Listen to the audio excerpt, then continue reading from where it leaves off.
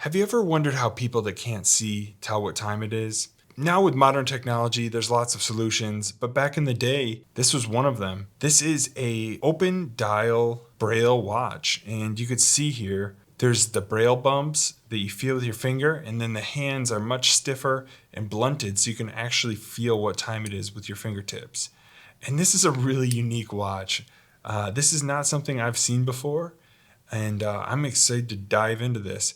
I do have a backup movement. You can see this one here. It's definitely seen some things, but yeah, I do have a backup. So if we need parts, we're in luck. Now, getting into this thing, this is actually made by a company called Bagulin and C. And Bagulin was a watch company that started in the early 1900s, and then it became Bagulin and C. And then Damas was a trade name for the company, so kind of like a brand within the brand.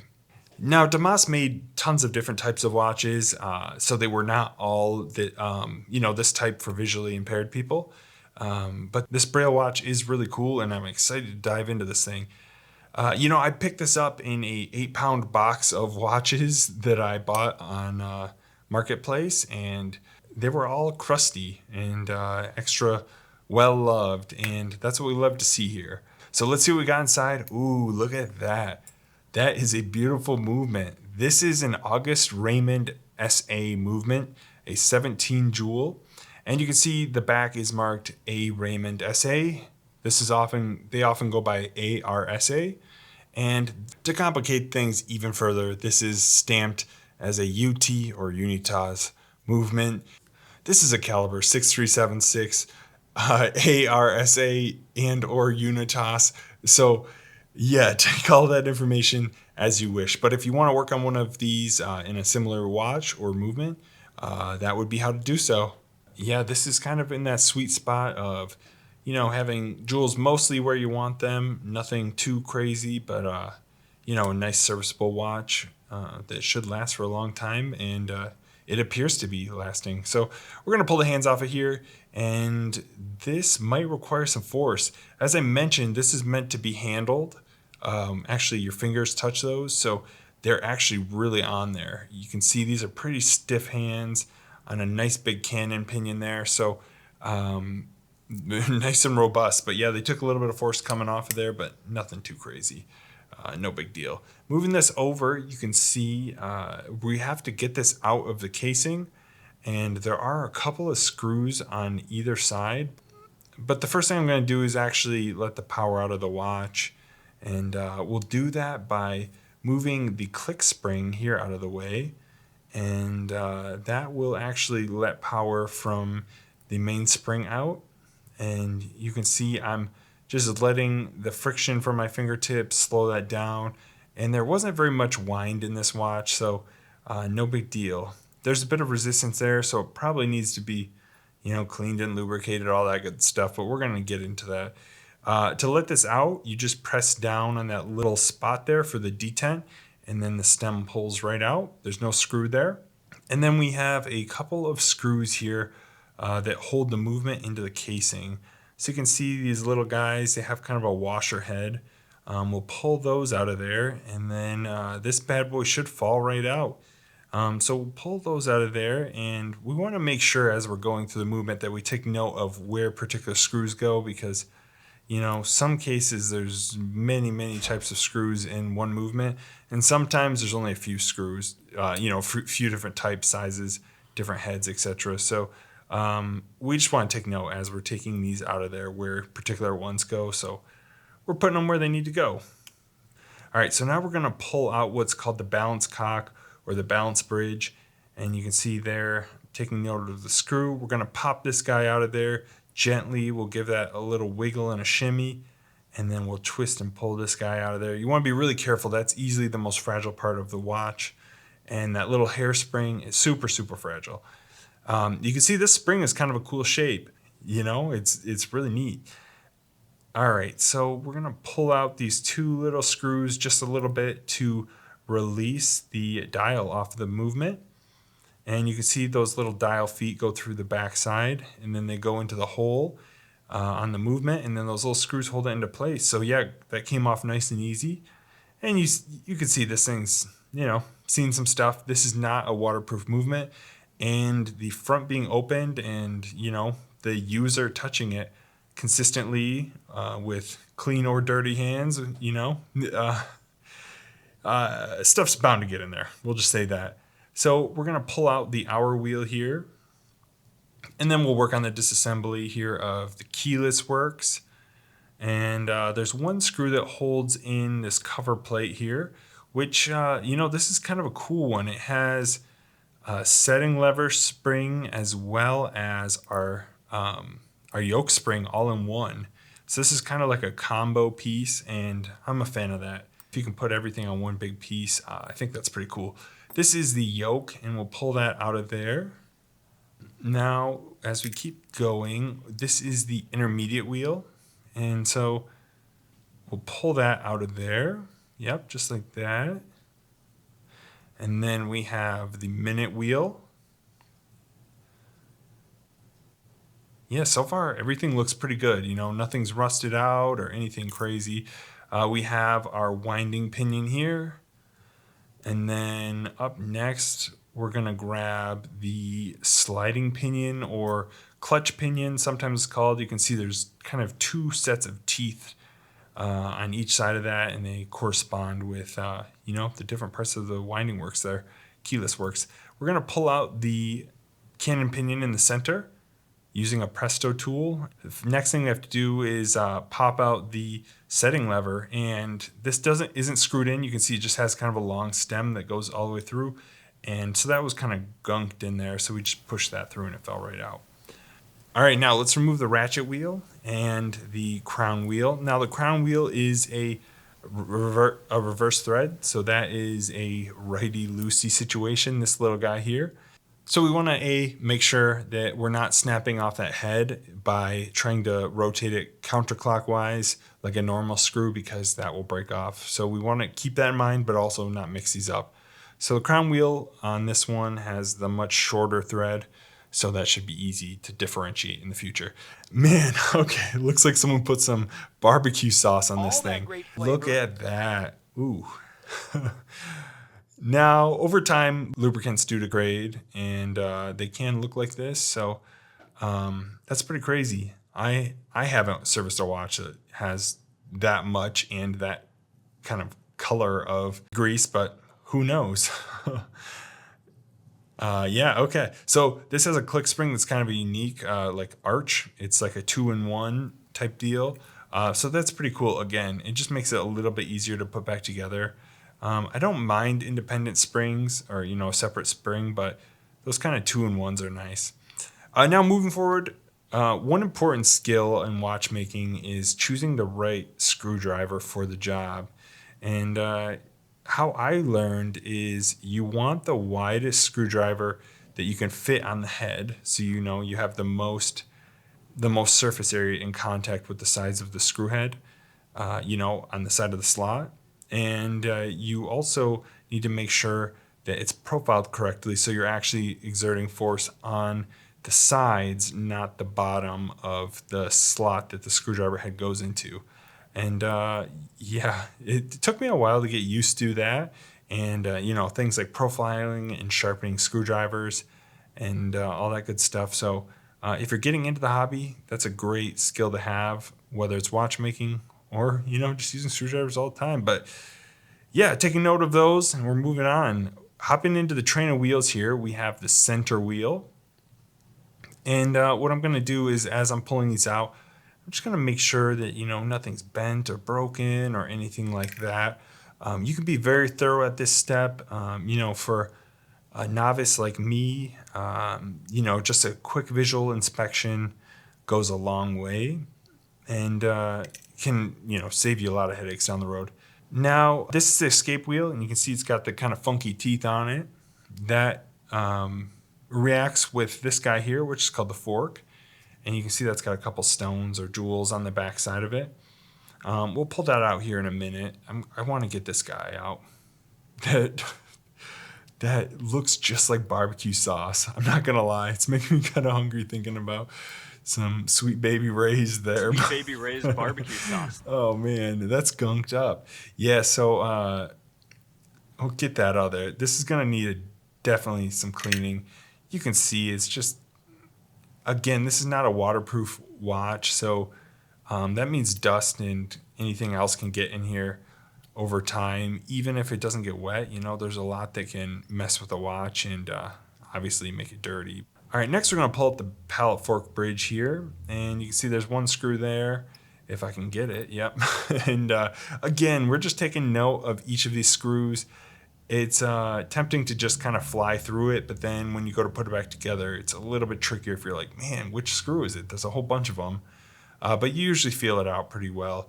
And we'll pull the fork out. And the pallet fork here is a super important piece, and this is part of the escapement, or where the power actually leaves the watch and helps you regulate the watch. So you can see that guy right there. That fork kind of interacts with the impulse jewel on the bottom of the balance. And we'll get into all that here in a bit, but yeah, moving on. We do have everything taken off except for that cap jewel, that shock protected Inca block, and I'll clean that out later. A lot of people prefer to pull it out right now so that when you're in the cleaning process, you can get a little bit better of a clean in there. But, I'm prone to losing parts that small. So I prefer to do it after the fact so I can really keep an eye on it while there's less moving parts. But yeah, we're going to actually have to go through and clean all this stuff really well. This is one of the dirtiest movements I've seen to date. It's particularly dirty. And it's funny because it's such a beautiful movement. But yeah, we'll keep moving along. Now, this is the first wheel, or what they call a spring barrel. And this guy you can pop open just pressing against something firmly, like the back of your tweezers there. And you can see there's a plate on the top, and that comes right off. And this contains the main spring for the watch. And this is what powers the actual movement. So to pull this out, we just kind of grab onto it gently.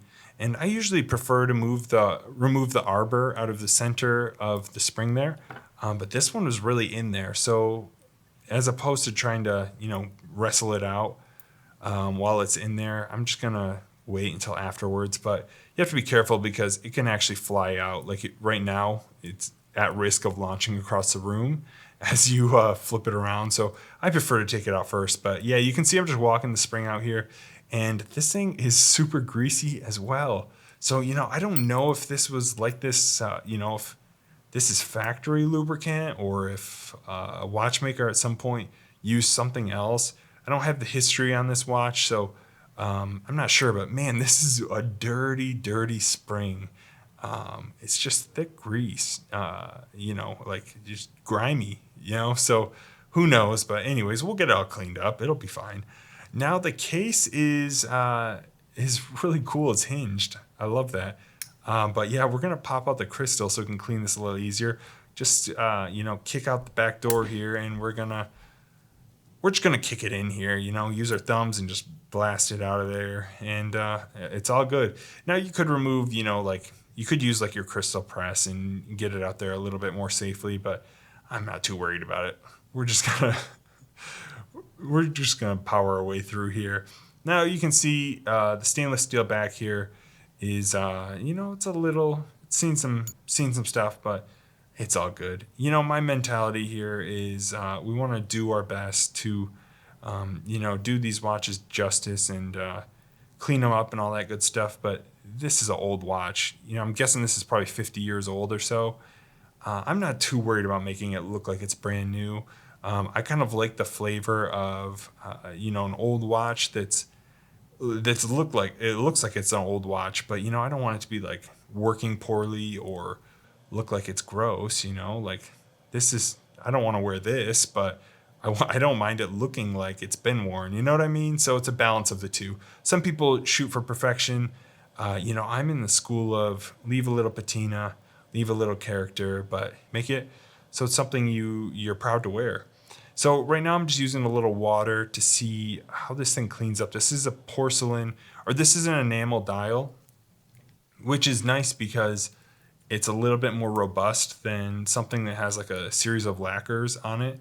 But you can see it does chip, and at the 3 o'clock indices, you can see it's already a piece came off, and I'm not sure when that happened. And then a chunk came off the side here as well. And, I'm not beating this thing up. It's, we're just using a Q-tip, but this stuff does crack. And that's one thing you have to watch out for. In a little bit, we're going to try a new technique to whiten that. And I'm scared about it. I'm really nervous, guys, but we'll cross that bridge when we get there. I'm gonna move on to cleaning these up. And I picked this technique up a little while ago where you actually put everything in isopropyl alcohol and use an artist brush. And this is what I would call probably like a medium hard artist brush. It's not gonna like scratch everything up, but it's not like a lightweight brush, like it's got a little bit of tooth to it.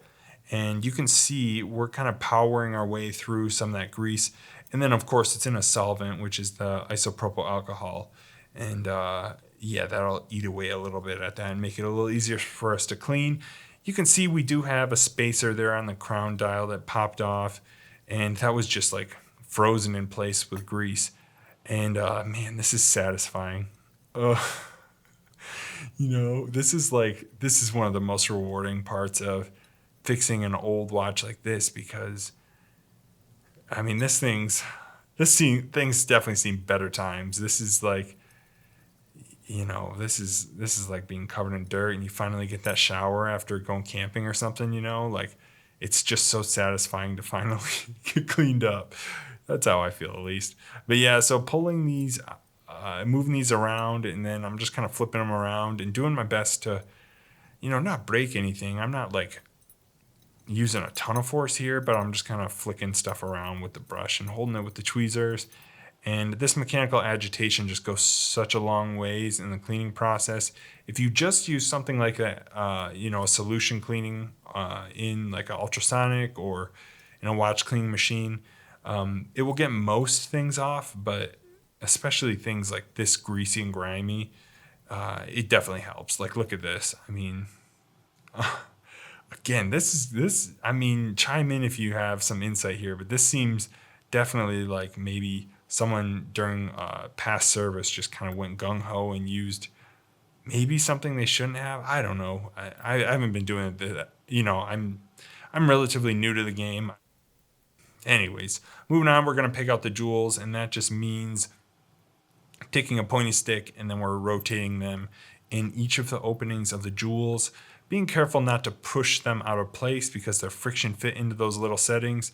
But yeah, anything that's left here, any, more stubborn stuff or any small opening or hole that interacts with a pivot, we want to make sure to clean that out in some way. And you can see just how dirty this alcohol is after washing all these parts. So I'm glad we got that taken care of. And that will not only make our cleaning much more effective, but also you won't be cleaning in dirty solution. You know what I mean? So we're going to load all this into these little baskets. And these will go into my ultrasonic cleaner. And I have a new technique that I've been kind of trying out with that as well. So there's lots of new stuff going on in this video. If you've seen some of my other videos, I'm just kind of a guy having fun with this hobby and trying to learn as much as I can and give some watch some second life. So we're just out here having fun. So if you have any tips, tricks, feedback, etc., things I can check out and explore different techniques, I'm totally open to it. I'm here to learn and maybe inspire some other people, but take everything I do with a grain of salt here. I'm definitely not a certified watchmaker or anything like that. I'm just a dude out here having a good time, and cleaning up some old watches and getting them running. So yeah, we're moving right along. The casing is obviously pretty crusty, and this may hold the record for the crustiest watch I've ever worked on. And I've worked on some pretty crusty ones. I think this is definitely the crustiest watch on the channel so far. We had that below the 30 jewel that looked like it was under the sea, but this is just generally much more crusty. It's, it's a larger watch, and I would say it's crustier. So, yeah, you can see it's, just a mixture of that green verdigris stuff And, I, I'm just going to stop there. I don't want to speculate on what else is on here, but yeah, this looks like it has not been cleaned in quite some time, and we're gonna fix that. So yeah, one of my favorite things about watchmaking is it requires a ton of skill and patience. Like I've learned so many skills, and I've definitely learned patience from doing this. But every step of the way, there's there are things you can optimize. You can optimize how you clean. You can optimize the tools, the solutions, the techniques. You can optimize how you service the watch. You can optimize polishing and finishing, and even a lot of people make their own straps and all kinds of stuff. So it's just one of those things where it's really like a lifetime hobby, or for many it's a career. And I have a ton of respect for people that do this for a living, because it is a taxing hobby to do. And I can only imagine if this is what you did every day. I do probably a watch every week, and it does take a lot. There's a lot of steps. There's a lot of things that can go wrong. There are definitely times where you kind of are on the brink of frustration.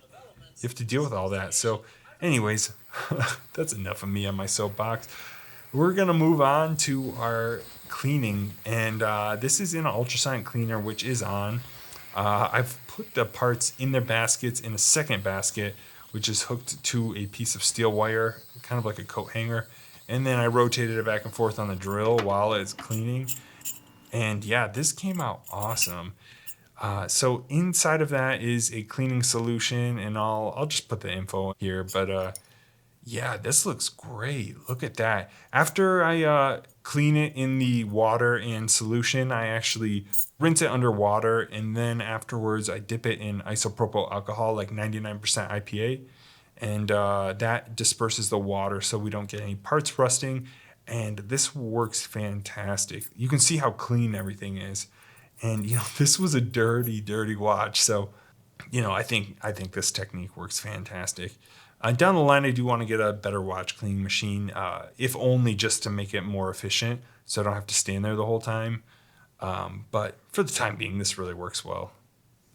All right, so speaking of new techniques, I found a forum, and people were talking about using pith wood, which is like a soft wood that you can poke your pivots into to clean it out. And someone said, actually using a magic eraser pad like this, like a sponge, magic eraser sponge, works just as well, they said. So I thought I'd give that a try. And I think, it seems to work really well.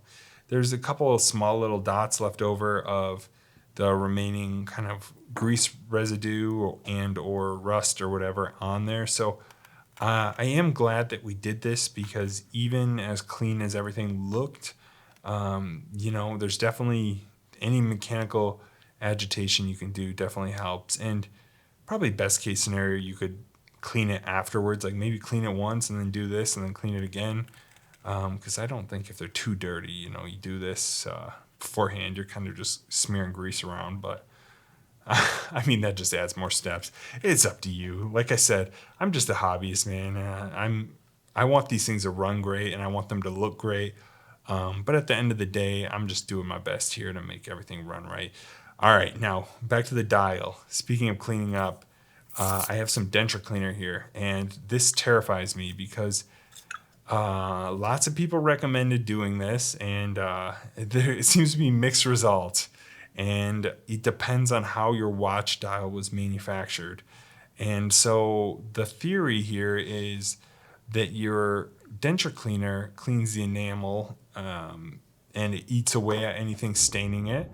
And it should make any cracks or discoloration or staining much lighter. And it appears to be working. You can see it even cleaned up the brass around the edge there, that little chip spot. So I think, oh, wait. Oh, no. Oh, so the mixed review is that depending on how Oh no, yeah, okay. That's not ideal. So you can see we lost not only the little logo at the top, but the D. Oh man. And so what people are saying is if the numbers and the the branding, the Swiss made, etc., 17 jewels, all that text on there, if that is not fired on, like if they stamped it after the fact, that denture cleaner can really soften that up and then it comes right off or it's eaten away. And so, man, that's frustrating. I had it in there soaking for about 5-10 minutes at one tablet in about 10 ounces of water. I think next time maybe a quarter tablet or something. I thought a lot of people said soak it overnight or many hours, so I didn't think it would react that quickly. But you can saw there the number came, that D flew right off and the logo was already gone. So maybe less time or less concentration. I don't know. That's frustrating. But anyways, we risked it and it's nice and bright and white, but we lost a couple letters. So that's a bummer. I'm not happy about that, but it's okay. Moving on.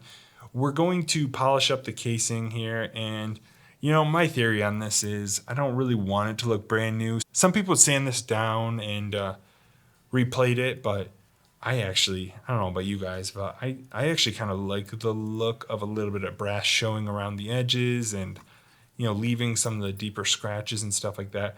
I do like the look of, a nice shiny watch though. So I am polishing it, but, I'm not going to do anything crazy here. All right, so moving on, the crystal on this, I'm going to try to save.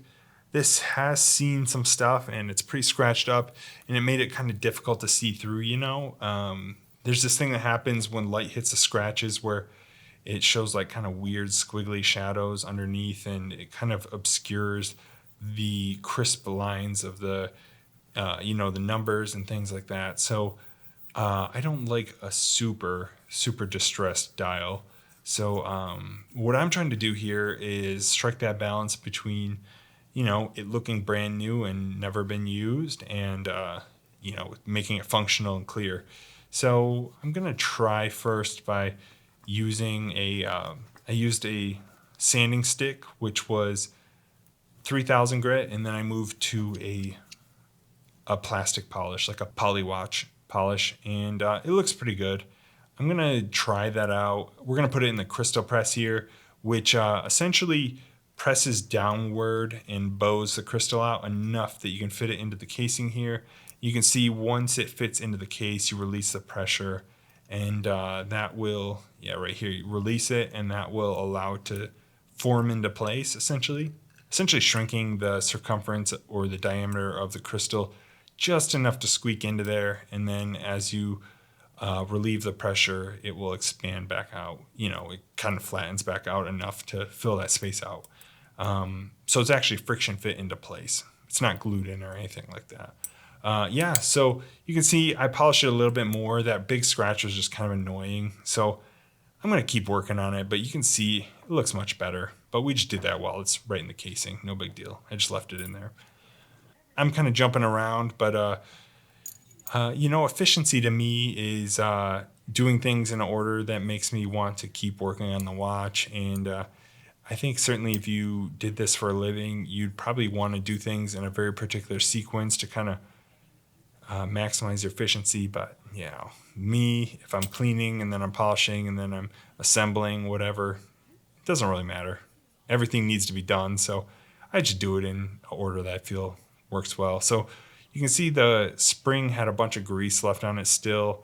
That stuff is kind of tough to come off of there. So we used a cloth just to get the first run because it was so greasy. And then I have some 99% IPA, isopropyl alcohol, on this little piece of watchmaker's paper. And you can see I'm just going to run it up and down a couple times. And you can see our preliminary cleaning did a pretty good job. At this point, there's not a ton left on there. So I did a couple passes there, no big deal. Now, I'm going to put a few streaks of grease in here inside of the barrel. And then I'm going to grease the spring itself. And you can see I just put a little dab of grease on my finger cots. and we're going to pull the spring right through them. And this does a great job of spreading that grease out evenly and in a nice thin layer. You really don't want this stuff dripping with grease, kind of like it was, where there's just a ton packed in there. This thing feels kind of almost like it's dry afterwards. You really can't tell that it's been greased necessarily just by looking at it or feeling it. It just has a thin layer, and that just reduces friction enough as these things are moving around slightly. This is not like a fast moving part, but there is some friction there because as your watch either winds up or the power is let out of it, things are moving around slightly. So anyways, we're winding this in there, and I'm doing it by hand. You can use a winder, but I don't have one. And I've done, probably 50, 60 watches by hand, and I've only had one watch that was like, man, this spring is so hard to get in there. My fingers are like exhausted. Normally, it's a pretty easy process. It does take a little bit of practice and dexterity. It is a little bit kind of goofy feeling at first because it seems like you have a lot of jobs to do with your fingertips, and especially if they're really small. But I don't know. I think it's kind of fun doing it by hand. But I mean, don't get me wrong. If I had a tool, I would use one, but it's pretty expensive, and I don't mind this part that much. But yeah, we're greasing this guy up. And again, not a ton, but we want enough on there that when we put the lid on the barrel, it's not, like just dry, but also, again, it's watchmaking with lubrication is kind of like less is best. You don't want stuff like sopping wet because the grease will migrate and it will be places you don't want, and it'll end up pulling it out of the spots you do want grease. So there are kind of best practices, and I've picked up from a few different, a few YouTube videos, a few different watchmakers, and read online and stuff. So I'm making educated guesses each time I work on a watch here. I'm not like top tier professional here. I'm just a dude trying to figure out what I'm doing here and have fun with the hobby. So I hope you're enjoying this, and I hope maybe you're picking up some tips from me. I don't know. That'd be cool. Many of you are probably just watching this because you're like, I'm looking for something that's not stressful to watch. And after a long, hard day or at the office or at work or whatever, and you're like, I just want something chill to wind down to. And in any case, I'm happy to have you here. And whatever your case is, some of you might even be asleep right now. One of the best compliments I've received so far was, your voice is great to fall asleep to. So, I'll take that as a compliment. I really appreciate you guys watching in any regard. Now we're putting in the barrel bridge here, and we're going to put in the in the crown wheel here. And remember, this has a kind of a spacer here, and it's like a little washer almost. And I think it acts kind of like a bearing, so it allows that wheel to spin against that pivot with a little bit less friction and less wear. And you can see this big screw head. So yeah, this is a reverse thread, like I said. So we want to be really careful and not like torque that thing down or, break anything. Now we're going to put the center wheel in. I put my spring in backwards. I've never seen one like this, so I wasn't 100% sure how it went in. I couldn't quite remember, but we got it flipped around. And you can see there's a couple of cutouts for each end of that little spring. And the arbor is that square bit in the middle that goes through the center of the mainspring that we put in earlier. And this ratchet wheel allows us to transfer power into that spring. And you can see I'm just kind of making sure the click and everything's in place. All right, so moving on here, we're putting in the train of wheels here. And, there's nothing crazy here. Now, one thing that's kind of sad is this little guy broke, and the actual, it was in two pieces. So the stem or the pivot actually came out from the wheel. So what you saw me doing behind the scenes there was I actually reinserted it into the wheel. And I was kind of hopeful that I could use everything in this original movement. But I do have a backup movement for parts, and I'm hoping that works, but I'm not super confident in that. The pivot came right out, and I don't know if it was just loose or what, but Such a bummer. You can see it spinning there, but I have a feeling once we put on the time grapher, you might get some residual effects, but who knows? I don't, like I said, I'm just going with the flow here. Things happen all the time, and you just kind of deal with it in watchmaking. Uh, you know, like I said, I'm just a dude out here having fun and trying to learn. So you break things, you find things broken, you try to deal with it, and that's one of the fun parts. There's tons of problem solving. There's tons of believe it or not, there's lots of options when you're putting things together and trying to make these little micro decisions the whole way. There's actually a decent amount of input that you have in this situation, even though it kind of seems like, parts go back only one way, but how they get there, when they get there, what to do if they don't go where they should go in the right way, all that stuff, takes your input, and that makes it kind of engaging. Now testing it out, it looks like the fork's moving great, snapping back and forth. So with any luck, when we drop this balance into place, we should have a working watch. And let's see. Oh man, the anticipation is killing me. Oh yeah, look at that. Okay, that's a beauty right there. This is a pretty big balance wheel too. Compared to anything I've worked on, this is maybe like 25% bigger than the typical watches I work on. This one is probably maybe like 38 millimeters. I haven't measured it, but it's a little bit bigger. My wheelhouse is kind of 33 millimeters. It seems a lot of older watches are that size, but this one's much bigger. This is a big balance, so that makes it really, really visually appealing, I think. And I believe that extra centrifugal force helps it keep better time. If you have more info on that, drop a comment.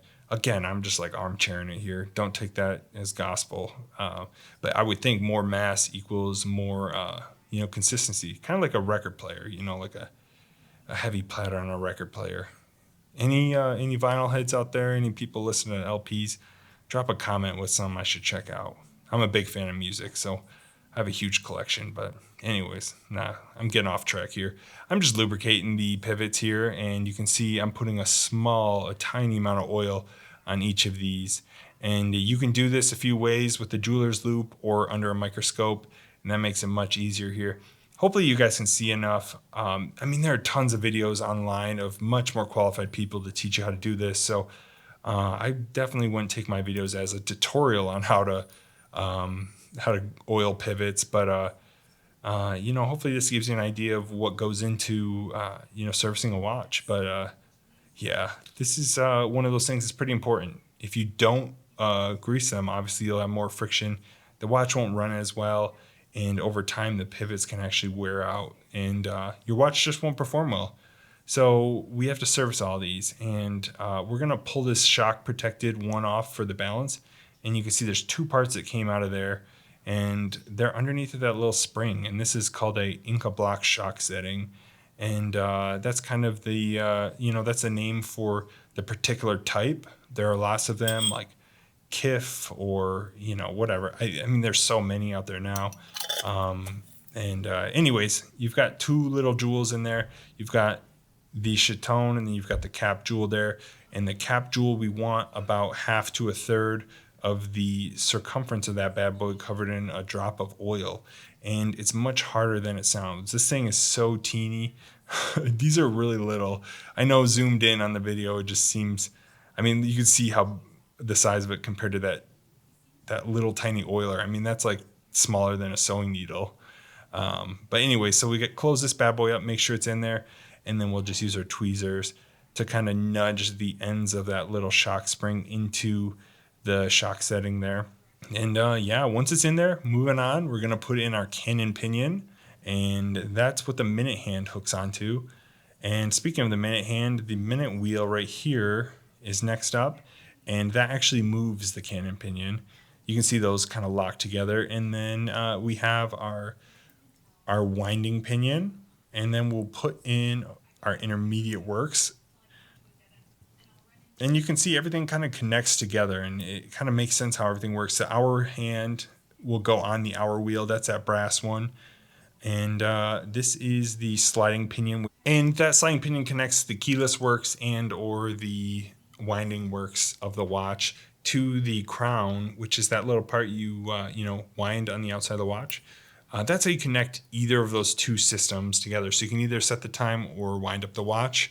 Moving along, we have what's called the yoke, and the yoke simply moves that clutch pinion, that sliding pinion, back and forth. And you can see once we get it into place, it should slide back and forth freely, and all that should line up. Now that thing will be spring loaded. Normally there's a small spring, but this one is part of this big cover plate. And so that makes it pretty cool. One downside is if the spring loaded portion breaks on this cover plate, it's much harder to replace than just a normal spring. So that's a drawback. But actually, assembly wise, I think I prefer this type because those little springs will absolutely launch. They will just fly. You can see my screwdriver sliding there. You probably should reprofile the screwdriver, essentially grind the end, grind the point a little bit flatter to fit the screw head. So that's one thing to look out for.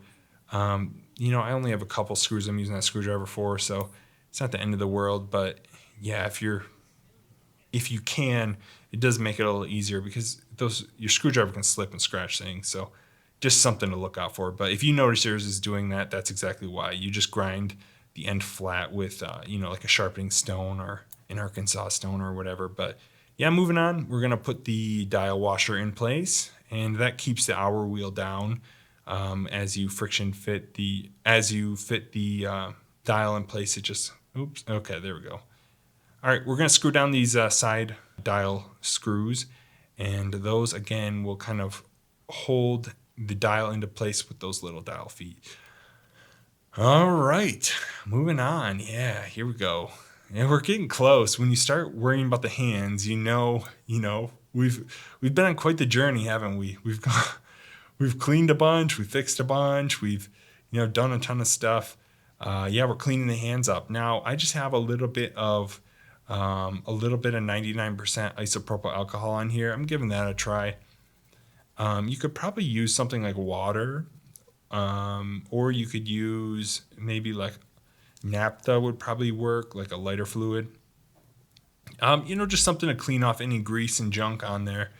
I opted to use the 99% IPA because I had a bunch sitting there, but probably something, this either watered down or a lower percentage would be better, so it gives you a little bit more hang time, so it's not drying out so quickly.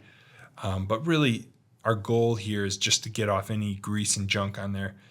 And then, these are blued hands, so I'm not going to worry about doing any finishing to them other than, I'm gonna add some wax to them, and this is Renaissance wax.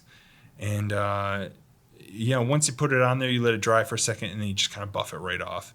And that does a great job of not only shining them up, but also protecting them. And, for something like this where you actually touch it with your hand, I figured that would be, a good solution.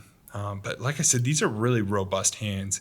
It's hard to kind of scale it in the video, like to see, but when you feel them, you're like, whoa. I mean, it takes some force to put it on. And, normally your watch hands, if you tap them with your tweezers or whatever, you could easily just bend where they connect to the pivots here. You could just bend out the hand super easy. These are like, man, yeah.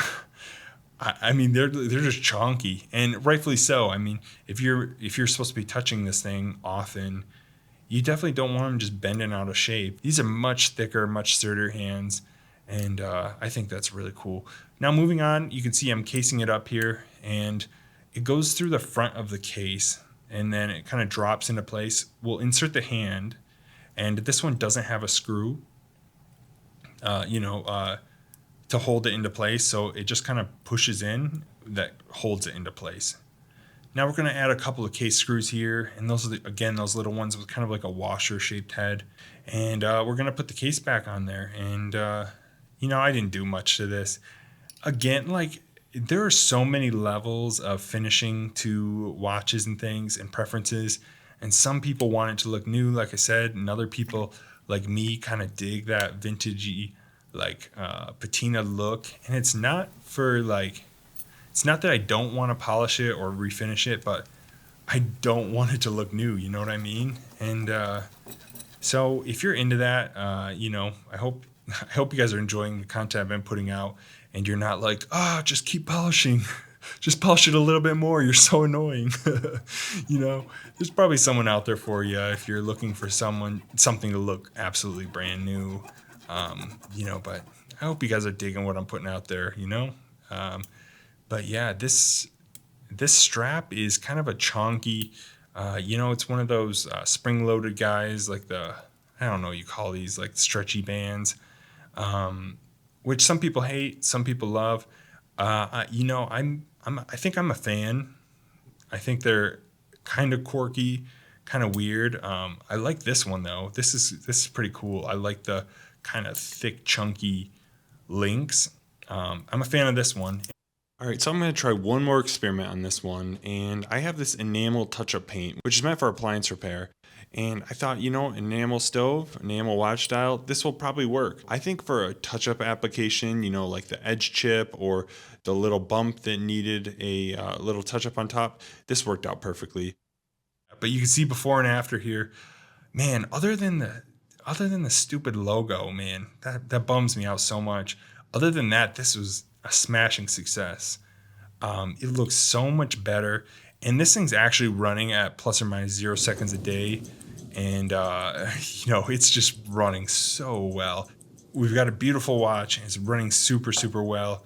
And I'm not sure what I'm going to do with this. Maybe I'll see if I can find someone that needs a watch like this, and we can re-gift it. We can gift to someone and rehome it. But yeah, this thing is super cool. Yeah, it's just really unique, and it's just such an elegant solution to a problem many people have need for this type of device. And so I just think it's really great that a company said, we're going to put something out there for the market. At any rate, I hope you guys enjoyed that. And I have tons of videos in the works. So make sure to stick around so you can see future ones if you enjoyed this. And we'll see you next time.